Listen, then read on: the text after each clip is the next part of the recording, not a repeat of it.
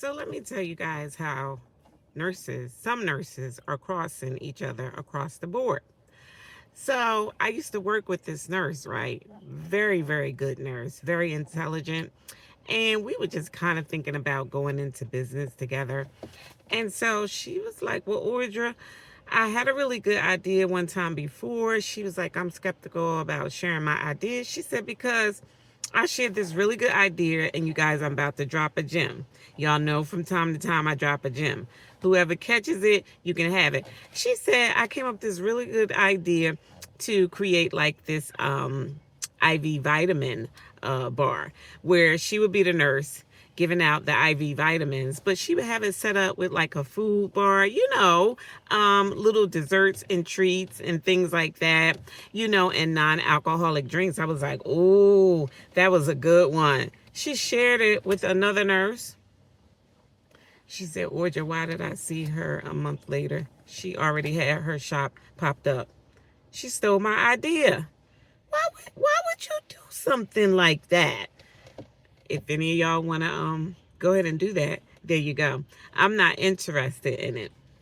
Then I talked to this other nurse, because I've been doing this for 20 years. So I talk to a lot of nurses, and I come here to tell people the reality behind some of the nursing. Don't get it wrong. 80% of my career was good, but 20% was bad. And sometimes I think the 20% was enough to wipe out the 80%. So anyway, why did this one nurse tell me that, because I noticed that she didn't wear her headpiece, and her religion required her to wear this headpiece.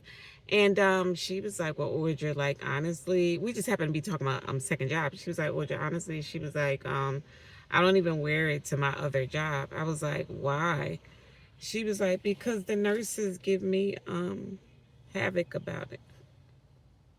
I'm like, what? Like, is it? So for me, I'm the type of person, I've always worn mine. You know what I mean?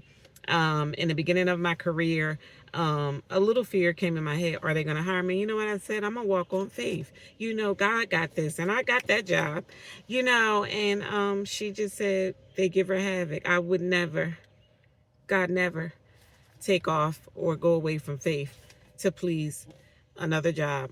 So anyway, the other nurse, I had saw a nurse on social media the other day, and she was just telling how she went from RN to MP and that she couldn't get a job for a year. I was like, a year?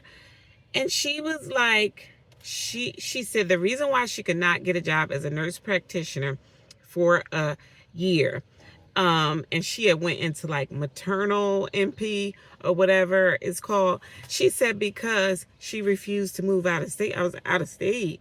She said, yeah. She said several other nurse practitioners that she knew moved out of state just to get another job. Now, I don't know, you guys. I've been a multi-state licensed nurse for a while, for the majority of my career. I've worked out of 3 different states at one time. You see what I'm saying? Full-time over here, go pick up a per diem here, go pick up a per diem there. But my states were right next to each other. You know what I'm saying? The longest drive was like an hour. But can you imagine if you went to school to elevate your career and you couldn't get hired? That's devastating to have to pick up and cross states. But I do see why they did it. You know what I mean? All that schooling, all that money. So let me go to the other nurse practitioner. I went to school with a lot of them, meaning we would all be in RN clinicals together. Some of them went further to get their MP. Why was this one posting on social media? Because she went and got her DNP. And she said, and the reason why I couldn't get hired anywhere, she said, it's because my degree was higher than the person interviewing me and hiring me. Do you know that girl? You would see her eventually happy that she got a job, but it would be very brief, like a month. And then she finally came back on, and she was like, you know what? I just opened up my own practice. Kudos to her. I am so happy. But can you imagine going to school and then you got a rat back You know how hard it is to build a business and for that business to start. You see what I'm saying? Because while I've been out from my job, because I chose to start setting boundaries and stop just adjusting and adapting on toxic jobs, and I have several videos out there about it. I've built a few businesses, but it takes time for them to come to fruition. Um, so she built her own practice, but guess what the really good part is? Her kids were able to follow her. So both her kids went to school to be in the medical field, and now they're all like a family practice. You see that? It's not right to do people wrong. Okay, going back to the other MP who said she couldn't get the job because she didn't move out of state. She said she had to start her own practice. Then I saw another MP online. A lot of people will ask me, Audra, why didn't you go back to school just to be an MP, thinking that will solve my toxic job issue? That's not going to solve the issue. You know what I'm saying? I never really took a liking to it. Kudos to everybody who did it. Kudos to you guys. I love nurse practitioners. I like sitting in the middle as an RN. I think being an RN is very broad. It has a lot of opportunities out there, and you can still add a lot of credentials to your license. I've been able to float across several specialties, so I'm okay. But speaking of this nurse practitioner, she basically, so say for instance, that I was to continue on to be an MP. Because I've been floating between corrections and psych and substance abuse, I would normally just go to be a psych MP, you know, or PM, what is it? A psychiatric PMHMP. Guess what she said? And I would assume that, you know, I would just get a job. Like I have about 12 years experience in those fields. Guess what she said? She said, I could not get a job as a PMHMP, even though I have experience in psychiatric and mental health. She said she could not get a job. And she said she had to open up her own practice. That's crazy. I feel so bad, but kudos to her. Then there is another nurse, the last and final nurse. Oh my God, you guys, there's a new thing out there. I've talked to a few nurses, and this one nurse, she told me, she was like, Audra, she said, I was on my job for several years, and she said she was doing home care. And she said that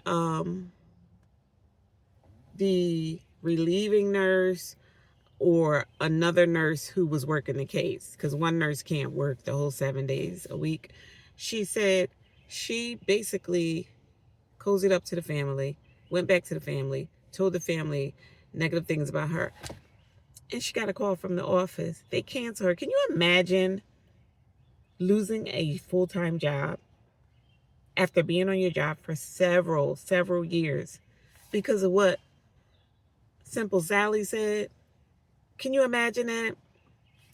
This is just some of the stuff that happens behind the scenes in nursing, you know. So I would never discourage anybody to not go to school to be a nurse, but I'm gonna always keep it 100 with you guys. This is not the easiest industry to be in.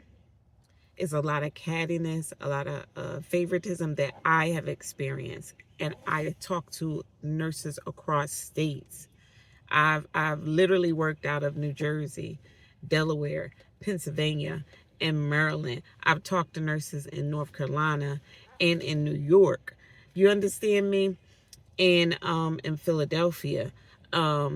So when everybody who I've talked to has similar or the same story, this ain't an Audra thing.